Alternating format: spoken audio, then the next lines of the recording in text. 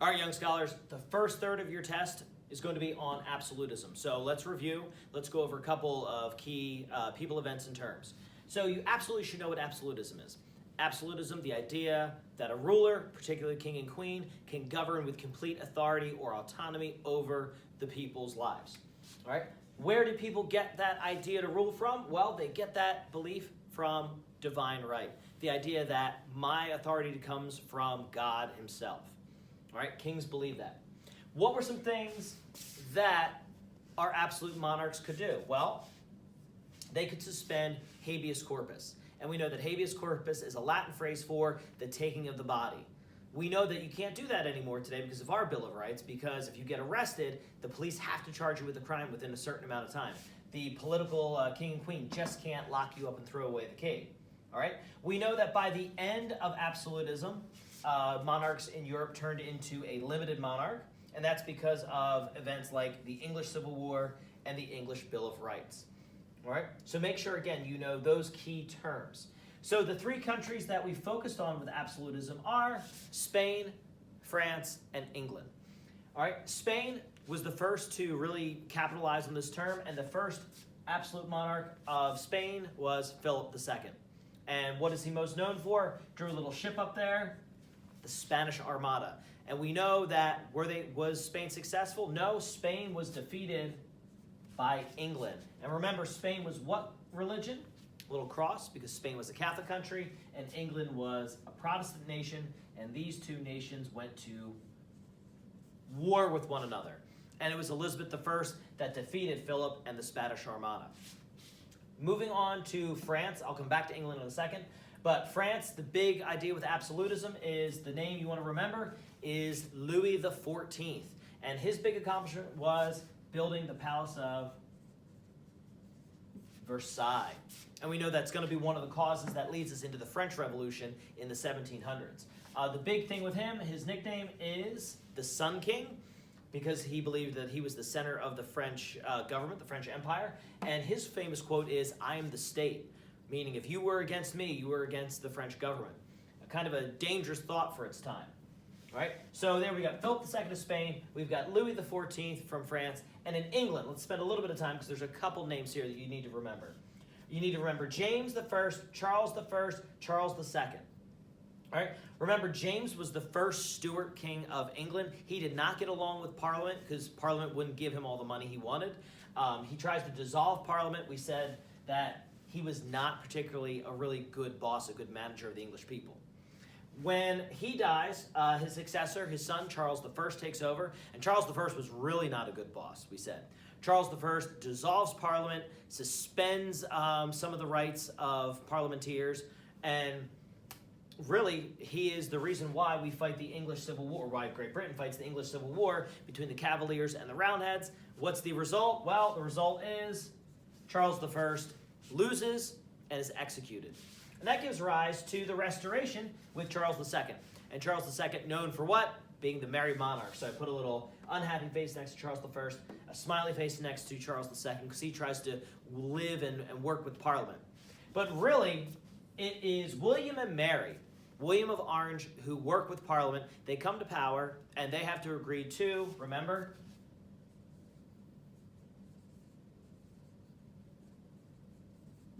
the English Bill of Rights. And in those, there's some things of free speech, freedom of religion, trial by jury, among other things that we'll see in our own Bill of Rights.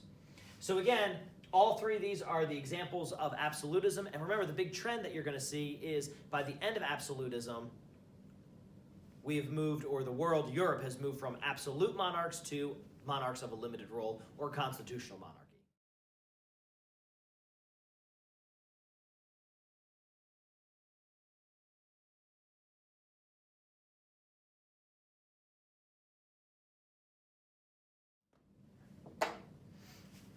All right, young scholars, the second part of your test is going to be on the Enlightenment. All right, so let's talk a little bit about our enlightened philosophers and thinkers. The two resources that are going to be helpful to prepare for this is the iCivics handout on giving you the biography of all the enlightened philosophers that we've done, and also your flipped classroom on the enlightened philosophers. It's really important to go back through and look at what all the philosophers did and what they wrote. So, a couple things. I know this part of the test, it doesn't look like a lot, but there are a lot of questions that will come out of these people and terms. And you really need to know intrinsically the difference between Locke and Hobbes. All right, you need to know actually all the Enlightened philosophers. Locke, Hobbes, Montesquieu, Rousseau, Voltaire, and most notably Adam Smith. All right, we know that John Locke wrote the two treatises of government. Thomas Hobbes wrote the Leviathan. You need to know the difference between their philosophies. What is called the state of nature. And what is their view on the state of nature? So, Thomas Hobbes, his view on the state of nature, he said that people are cruel to one another, and they need to obey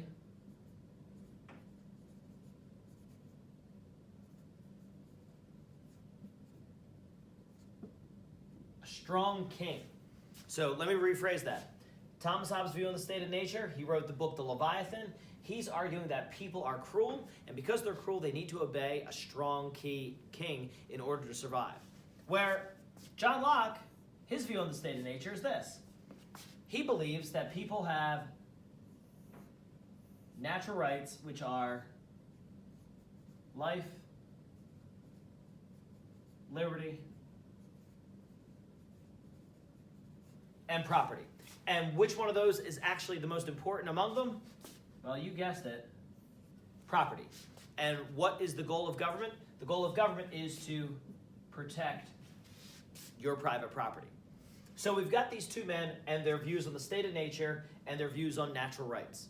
And that's going to be really important to understand. Again, it doesn't look like a lot, but you really need to know the differences between the two men. The next Enlightened philosopher is Montesquieu. Okay, I put a little triangle there. Why? Because he believed in the best form of government is that of a separation of powers. The idea of checks and balances, having an independent executive, legislative, and judiciary. And this is the form of government that we get from America. America is based off of Montesquieu's model. All right. The next two philosophers write about the social contract, although Rousseau's book is actually called The Social Contract. And remember, in his book, The Social Contract, Rousseau argues that people organize societies and governments to protect against from one another. All right, so we give up a little bit of our individual rights and freedoms for the good of the order.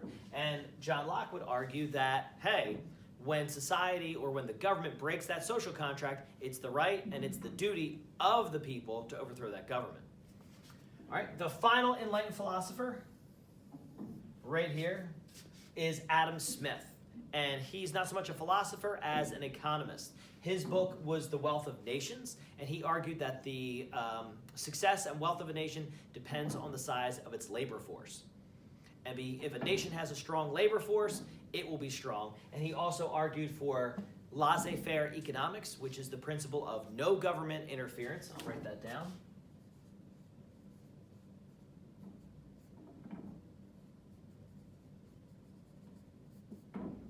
No government interference within the economy. Hands off. If you want to start a bank or open up a business, go for it. The government shouldn't tell you what you should do with your money. Laissez-faire economics.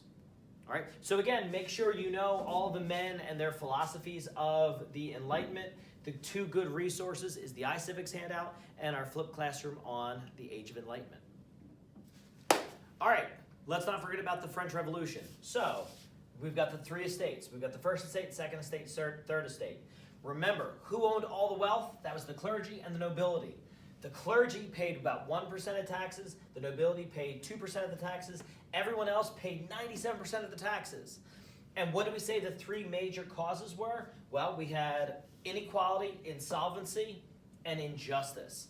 And the injustice is the most important cause of the French Revolution because remember, the everyone else category was always blocked because in the Estates General, each estate had one vote. All right, so that's an important concept to remember. So remember, the church officials, they owned about 10% of the land. They collected taxes, but they didn't directly pay any taxes. The nobility had top jobs in the army and the government, but they also didn't pay any taxes. So again, that everyone else category paid 97% of the taxes. And in that category, remember, that was divided into three classes of itself. Atop of the third estate sat who? The bourgeoisie. And that included lawyers, bankers, doctors, and manufacturers. There was the royal peasants, and then there was the poorest members of society, which included the city workers and oftentimes the beggars. So make sure you understand this social structure as you're reviewing for the French Revolution. All right, now that we went over the cause of the French Revolution, let's talk a little bit about some of the terms you're going to get. So you should definitely know Louis and Marie Antoinette. All right, and we've got them here, executed by the guillotine. But it's not just that you need to know that they were executed. You need to know why they were executed. You need to know that they spent an enormous amount of money on two things, Versailles and also the American Revolution. And because of that, that plunged France into a financial crisis. And you also need to know that once the revolution begins, why were they arrested? They were arrested trying to leave the country, hoping to reinvade it from Austria. And that puts them on trial for treason. All right? So you need to know Louis and Marie. You need to know, obviously, the Palace of Versailles, and it's important. You need to know the term deficit spending. That is oh so important, just because that gives rise to the financial crisis that puts Louis and Marie Antoinette into a predicament. When the National Assembly, you also need to know the National Assembly and the National Convention. And you need to know that they regard themselves as the true representatives of the French people during the tennis court oath. Okay? And then from there, Louis the XVI is forced to sign what? The Declaration of Rights of Man, which basically strips away many of the rights of the king and gives more rights to the individuals. This has taken those enlightened ideas and principles and putting them out onto the French people. Fun fact, Thomas Jefferson was ambassador to France at this time, and he actually helped craft the Declaration of Rights of Man. They modeled it in part off of the Declaration of Independence. So Jefferson had a hand really in writing two major pieces of equality for France and the United States. All right, so make sure, again, Marie Antoinette, Versailles, deficit spending, tennis court oath, Declaration of Rights of Man. So I would go back through and highlight those in the book or the notes and make sure you understand those terms. Over here, we've got, make sure you know what the National Assembly is and the National Convention. Make sure you know when did the French Revolution really popularly begin. And that was on Bastille Day on July 14th when the marauders stormed the Bastille. And what did the commander say? He said, they ran up to the king and he said, is it a revolt? And the gentleman replied, no, sire, it's a revolution. All right, make sure you also know Maximilien Robespierre and him leading the Reign of Terror, leading up the 12-man Directory. Okay, that's going to be important because that's the government that replaces the king once the king is executed. Make sure you know the term the Tricolore, the Jacobins, and the Emerges. Okay, these are all, and also the sans-culottes, okay, as a way of showing support for the king and queen and showing support for the revolution. So again, make sure you know those terms. Make sure you also pay careful attention to Napoleon and everything Napoleon did. Make sure you pay careful attention to the Code of Napoleon. Make sure you pay attention to Napoleon's rise to power and ultimately his downfall. Okay, his downfall after the Battle of Waterloo. He is exiled to the island of St. Helena, and then, first he was exiled to St. Elba. He returns, and then he's exiled to St. Helena in the middle of the Atlantic, where he spends his days. So you need to know kind of how all this fits into the bigger picture. And like I said, the best bet is going back and rewatching the Flipped Classroom and rewatching or rereading the notes. Also, while it's fresh in my mind,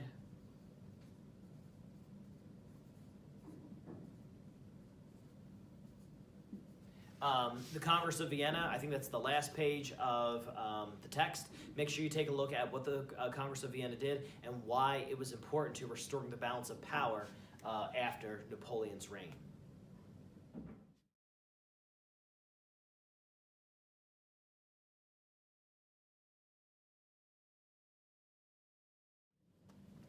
All right, young scholars, the final part of your exam, a couple questions on politics and political ideology.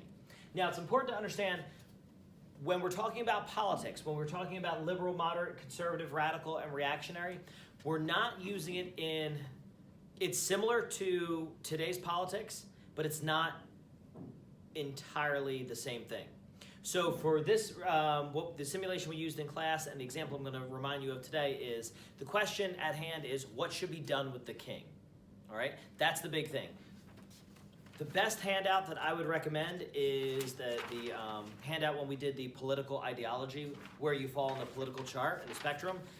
This will be pretty helpful. So if you've got that out, you can follow along.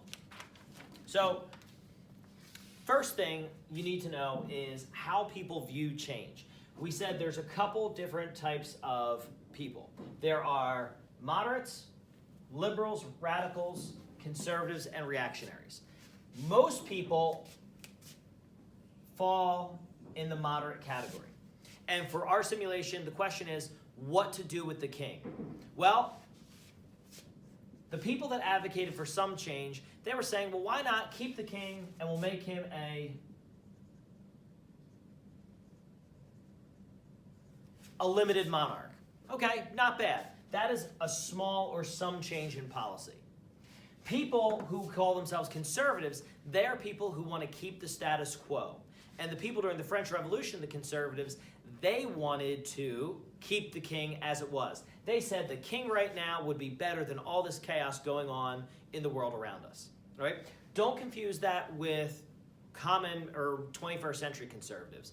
Yeah, it's true, conservatives do like the status quo, but if you were looking at this chart, for example, if we were to go back in the election of 2012, someone who wants to keep the status quo would have been a Democrat voting for Barack Obama, whereas someone who wanted change would have been a Republican. And as you can see, that math doesn't hold up. So again, try not to apply 21st century principles and political parties to our ideologies. All right? A reactionary is a person who wants to go back to the way it used to be. So reactionaries in France said, oh my goodness, no way. Don't get rid of the monarchy. Let's go back to the way it used to be. Let's go back and restore the three estates, the first estate, second estate, third estate. Let's get rid of this National Assembly. Let's go back to the way life used to be.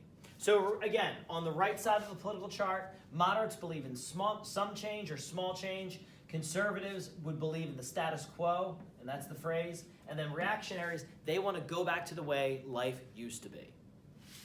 Over on the left, again, moderates believe in some change. So, okay, in the French Revolution, let's make some changes to the government or the Constitution. Okay, liberals believing in change. Okay, so they would say, okay, let's exile the king. Let's get rid of him. But we can't have a monarchy any longer in our country. That would have been their philosophy. Meanwhile, radicals, they want equality no matter the cost. They want to make sure everything is equal. The big thing to remember with both radicals and reactionaries, they are at the extremes of our political ideology, and typically they are both violent. Reactionaries and radicals will do whatever it takes to promote their agenda. So for reactionaries, again, they want to go back to the way life used to be, and for radicals, they want to promote equality. So in terms of the French Revolution, Robespierre was a radical. He didn't want to keep the king. He didn't want to just simply execute him. He wants to execute him and totally overhaul the entire government and French society, where some people said, okay, let's execute the king and keep things as it is within the assembly. Okay?